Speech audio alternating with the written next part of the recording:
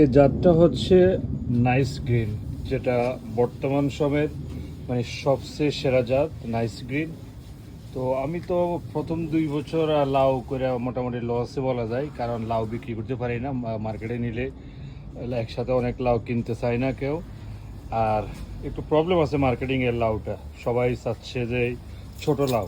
তো আমি যেহেতু প্রতি উইকেন্ডে যাই, আমার লাউ সাইজ বড় হয়ে যায়, এই জন্য এবার আর লাউ করি নাই।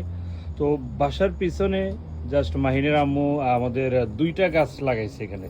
তো আমি এটা দিছি নাইস গ্রিন। তো নাইস গ্রিন থেকে মাসাল্লাহ আমাদের ফলন আসা শুরু করছে। তো আমার লাউ গাছে যেখানে এটা পুরোটা ছায়া, উপরে হইলো গাছ, তারপর ছায়ার মধ্যেও দেখেন আলহামদুলিল্লাহ। আপনারা কালার দেখলে বুঝবেন, চমৎকার কালার, নাইস গ্রিন। এটা হলো যে বেস্ট বেস্ট।